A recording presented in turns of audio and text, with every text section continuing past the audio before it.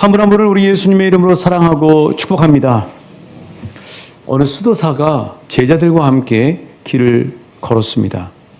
그러다가 이 수도사가 제자들에게 이런 질문을 했습니다. 제자들아, 만약 너희들이 사자를 만난다면 무엇에 갇힐 것 같니? 이렇게 묻자 제자들이 각자 자기의 나름의 생각대로 답을 합니다. 사자의 날카로운 이빨에 갇히겠죠. 아니, 사자에게 잡아먹혀서 그의 뱃속에 갇히겠죠. 두려움에 갇히겠죠. 이렇게 얘기를 했습니다. 그러자 이 수도사는 고개를 흔들면서 그것이 아니라 실은 사자가 나타나면 우리는 가장 먼저 자기 생각에 갇힌단다. 사자가 수백 미터 떨어져 있음에도 불구하고 벌써 자기 생각에 갇혀서 수십 번은 죽고 살기를 거듭하지 하는 얘기를 했다고 합니다. 여러분, 이 이야기 속에서 우리에게 주는 귀한 영적인 교훈은 사람은 실제 현실보다도 상황보다도 자기 생각에 갇혀서 고통을 받고 영향을 받는 경향이 너무나 많다는 사실입니다. 뉴욕타임즈라고 하는 세계적인 잡지, 또 여기서 소개가 되고 또 세계적인 영성가인 에크하르트 톨레라는 사람이 쓴 책이 있습니다. The Power of Now, 지금이라고 하는 순간의 힘. 또 우리 한국 책으로는 지금 이 순간을 살아라라고 번역이 되었습니다. 이분은 이 책에서 이렇게 우리에게 경종을 울립니다. 대부분의 사람들은 평생 자신의 생각이라는 감옥에 갇혀 삽니다. 과거에 의해 만들어진 좁디 좁은 자기 인식의 틀을 벗어나지 못하는 경우가 많습니다. 우리가 늘 좋은 생각, 믿음의 생각에 사로잡혀 살면 얼마나 행복하겠습니까? 그런데 우리는 연약해서 때로 좋지 않은 생각, 나쁜 생각, 또 세상에서 말하는 상식, 그리고 끊임없이 뿌려대는 사탄 마귀가 주는 나쁜 마음과 감정들, 그리고 우리가 직장과 학교에서 또 지역사회에서 만나는 사람들과의 인간관계 속에서 갖게 되는 갈등과 상황들, 또 우리가 처한 현실과 또 여러 가지 예기치 못하는 문제들 속에서 벌어지는 자기 생각에 갇혀 살 때가 많다는 사실이에요. 예수를 믿는 것이 우리에게 참으로 축복인 이유는 구원을 받기 때문입니다. 여러분 믿으시죠? 여기서 이야기하는 구원이라고 하는 것은요, 생각보다 훨씬 폭이 큽니다. 우리가 죽어서 하나님이 계시는 천국으로 가는 그 구원뿐만 아니라 예수님을 믿게 되면 날마다 우리 생각을 사로잡으려고 하는 잘못되고 나쁜 생각들의 감옥으로부터 구원받는 축복을 누릴 수 있다는 사실이에요. 그런 복을 받아 누리시는 사랑하는 우리 성도님들 한 분 한 분 되시길 예수님의 이름으로 축복합니다. 이 초대교회, 우리가 계속해서 본받기를 원하는 초대교회 성도님들은 날마다 하나님의 구원을 경험하는 영적 비결을 갖고 있었어요. 자, 그럼 그 비결이 뭔가 오늘 말씀 사도행전 2장 42절 말씀 속에서 찾길 원합니다. 우리 함께 봉독해 보실까요? 시작. 그들이 사도의 가르침을 받아 서로 교제하고 떡을 떼며 오로지 기도하기를 힘쓰니라. 우리가 주목해야 될 것은 그들이 사도의 가르침을 받았다는 사실이에요. 이게 헬라어 성경으로는요, 미완료라고 하는 동사가 쓰입니다. 이 미완료는 어떨 때 쓰이냐면은 계속해서 고수한다 이런 말이에요. 그러니까 초대교회 성도들은 사도의 가르침을 한 번 받고 끝나는 것이 아니라 계속해서 사도의 가르침 받기를 힘썼다는 사실이에요. 그런데 초대교회 성도들이라고 우리처럼 녹록한 현실이었냐? 그렇지 않습니다. 결코 녹록하지 않은 현실 속에 살고 있었습니다. 그들도 우리처럼 먹고 사는 문제를 늘 고민해야 됐고, 또 예기치 못한 사고를 겪었고, 그리고 사람들의 조롱과 핍박까지 받아내야 됐습니다. 그들 역시 충만한 성령님의 은혜 가운데 있음에도 불구하고 끊임없이 우는 사자처럼 우리를 삼키려고 하는 사탄 마귀가 뿌려대는 나쁜 생각들과 감정들과 매일 싸워야 했습니다. 하지만 그들에게는 세상이 알지 못하는 크고 놀라운 영적인 비결이 있었습니다. 그 비결은 마음이 흔들릴 때마다 초대교회 성도들은 무엇을 붙잡았을까요? 한번 따라 하실까요? 그들이 사도의 가르침을 받아. 그렇습니다. 즉 하나님의 말씀을 붙잡았다는 사실이에요. 초대교회 성도들이 탁월한 이유는 어떤 상황에서 벌어지는 생각과 그 환경 속에서 일어나는 감정을 붙들기보다 그것을 내려놓고 사도의 가르침, 하나님의 말씀으로 그 상황을 보는 성경적인 사고를 선택했다는 사실이에요. 이런 초대교회의 영적 비결을 내 것으로 만드시는 복된 하나님의 자녀들 되시길 예수님의 이름으로 축복합니다. 하나님은 예레미야서 17장 말씀을 통해서 하나님의 말씀을 붙잡는 자, 어떤 상황 속에서 인간의 생각이나 세상이 말하는 상식이 아니라 성경적인 사고를 하는 사람들이 받는 복을 이렇게 생생한 그림 언어로 말씀해 주셨어요. 우리 함께 이 말씀 보면서 그 안으로 들어가길 원합니다. 예레미야 17장 7절 8절 말씀입니다. 시작.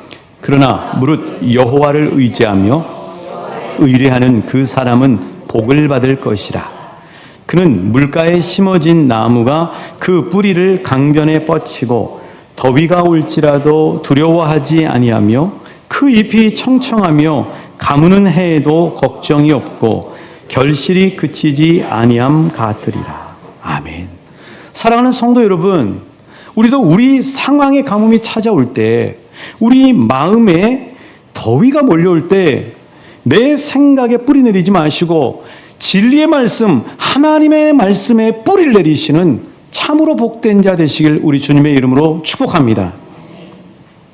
성경의 수많은 사람들 가운데 하나님의 말씀을 붙잡고 어떤 상황에서 상식이 아니라 성경적인 사고를 붙잡아서 승리했던 대표적인 두 사람이 바로 여호수아와 갈렙이라고 할 수 있습니다.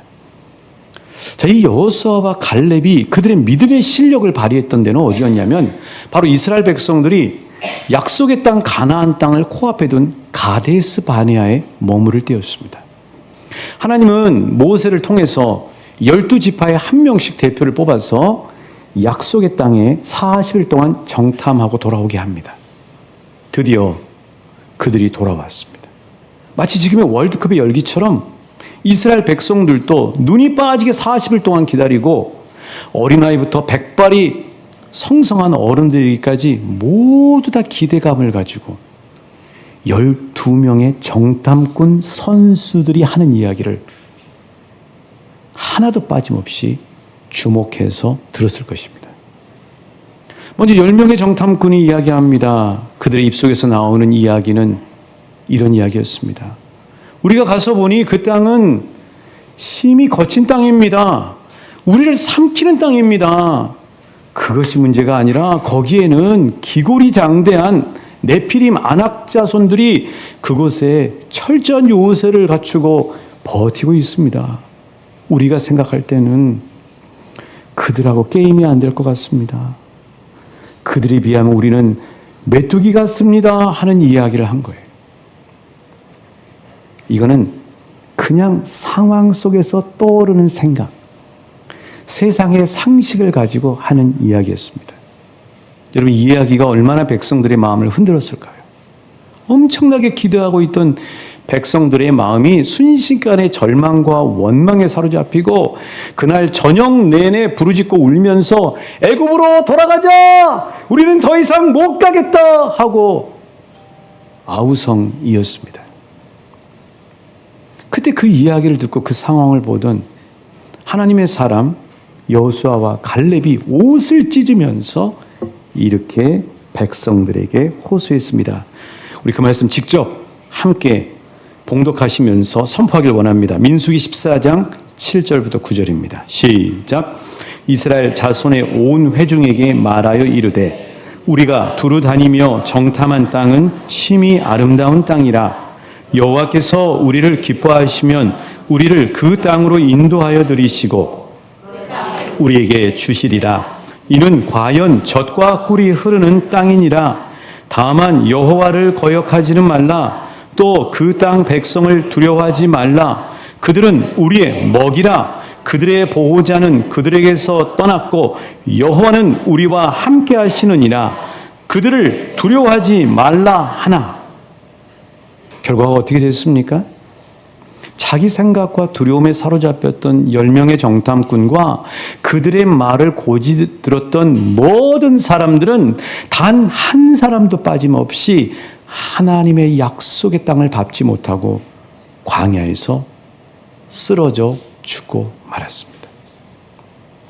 그러나 그 상황 속에서 눈에 보이는 판단이 아니라 세상 사람들이 이야기하는 상식이 아니라 하나님의 말씀, 성경적인 사고를 붙들고 선포했던 여호수아와 갈렙만큼은 하나님의 약속의 땅을 밟고 그 땅에서 대대손손 물려줄 수 있는 나의 영원하신 기업을 얻게 되는 복을 누리게 되었다는 사실이에요.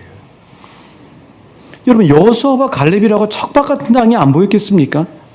여호수아와 갈렙이라고 그 기골이 장대한 거인족들이 안 보였겠냐고요.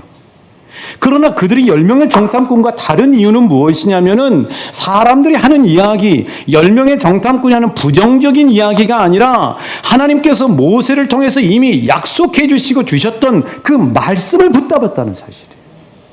그 말씀이 어떤 말씀이에요, 여러분? 수년 전에 하나님이 말씀해 주신 거죠. 출애굽기 3장 8절의 말씀입니다. 시작. 내가 내려가서 그들을 애굽인의 손에서 건져내고 그 땅에서 인도하여 아름답고 광대한 땅, 젖과 꿀이 흐르는 땅, 곧 가나안 족속, 헷 족속, 아모리 족속, 브리스 족속, 히위 족속, 여부스 족속의 지방에 데려가려 하노라. 아까 읽으셨던 보고할 때 이야기했던 여호수아와 갈렙의 민수기 14장 7절부터 9절의 말씀과 모세가 수년 전에 하나님으로부터 받아서 백성들에게 이야기했던 출애굽기 3장 8절의 말씀은 비교해 보면 너무나 일치하는 게 많아요.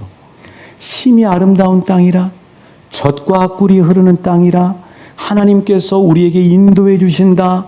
하나님이 함께 하시면 우리는 그 땅을 차지할 수 있다. 여호수아와 갈렙은 자기 생각을 이야기한 것이 아니라 하나님이 약속하시면 반드시 지키시는 하나님의 말씀을 붙잡았다는 사실이에요. 그 말씀을 계속 암송하면서 자기 마음 안에 갈고 닦았겠죠. 아니, 잠언서 3장의 말씀처럼 진리를 목에 맸겠죠. 하나님의 말씀을 목에 맨 것입니다. 하나님의 말씀을 이마에 새긴 거예요. 하나님의 말씀을 가슴에 각인시켜 놓은 것입니다. 왜요? 하나님은 어떤 분이기에 그렇죠? 민수기 23장 19절이죠. 하나님이 이런 분이죠. 시작. 하나님은 사람이 아니시니 거짓말을 하지 않으시고 인생이 아니시니 후회가 없으시도다. 어찌 그 말씀하신 바를 행하지 아니하시며 하신 말씀을 실행하지 아니하시랴. 한번 따라하실까요? 어찌 그 말씀하신 바를 행하지 않으시며 하신 말씀을 실행하지 않으시랴. 왕상 열왕기상 8장 56절입니다. 시작. 여호와를 찬송할지로다. 그가 말씀하신 대로 그의 백성 이스라엘에게 태평을 주셨으니 그 종 모세를 통하여 무릇 말씀하신 그 모든 좋은 약속이 하나도 이루어지지 아니함이 없도다. 누가복음 1장 37절이죠.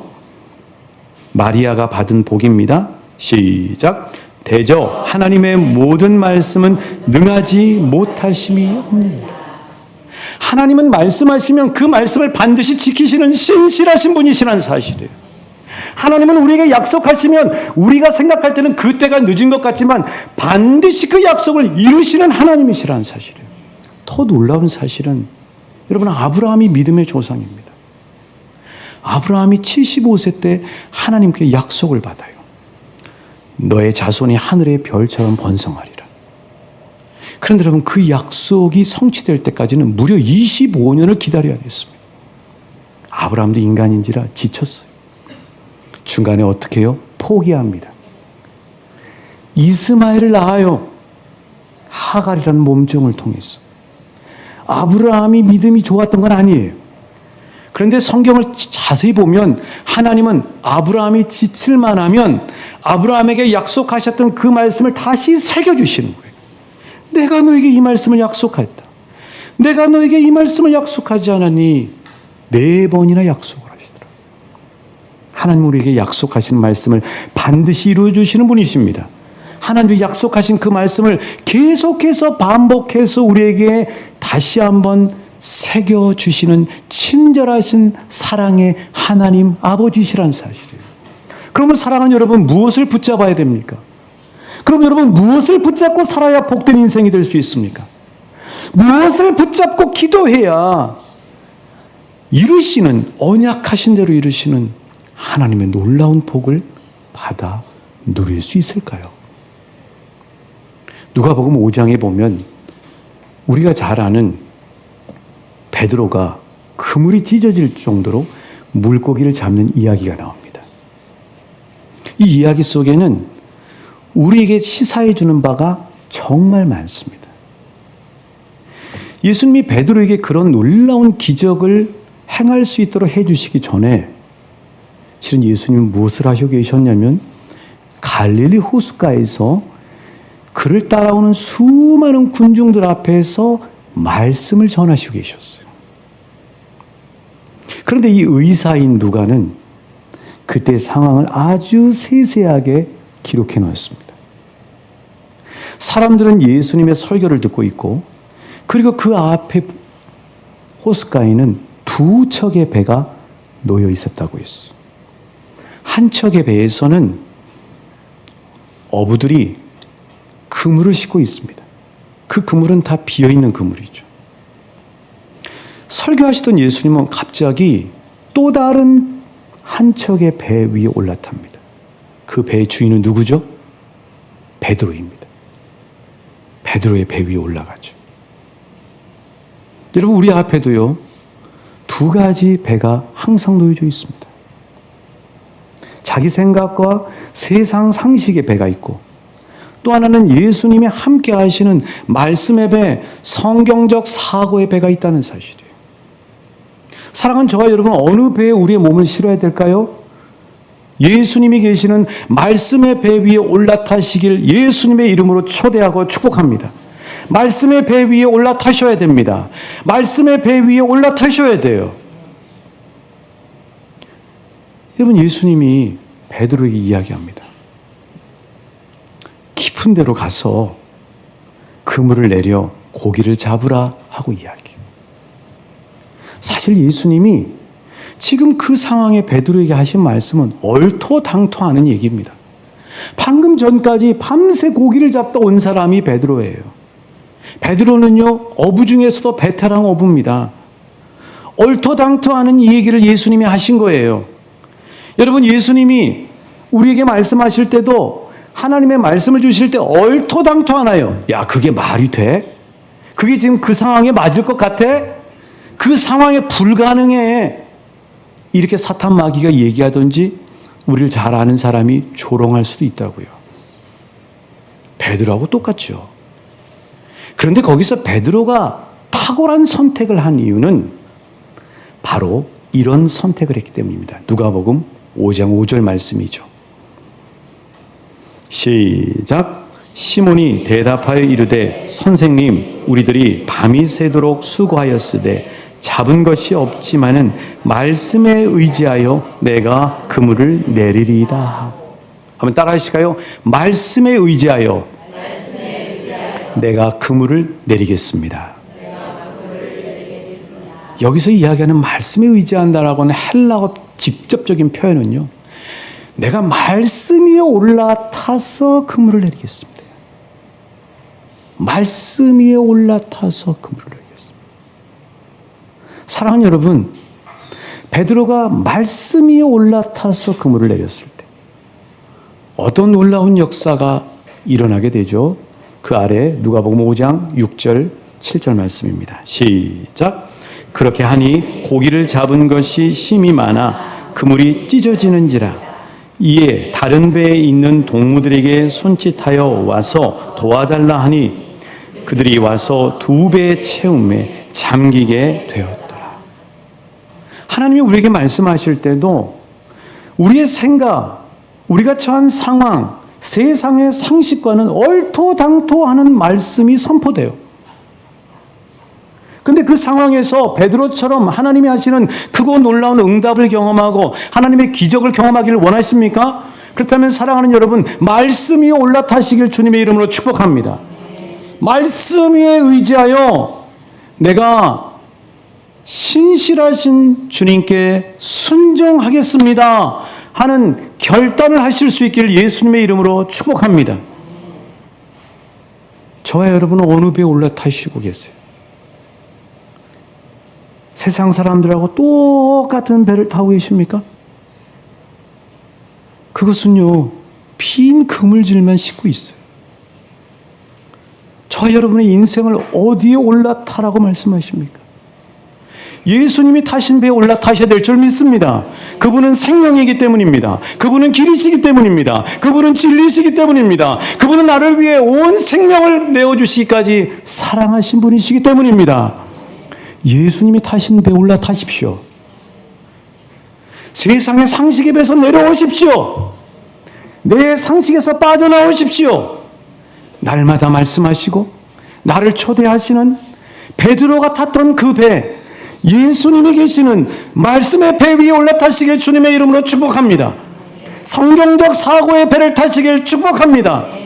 누가 뭐라고 하든 상황이 뭐라고 하든 내 판단이 어떻든 나는 말씀에 의지하여 그물을 내리겠습니다.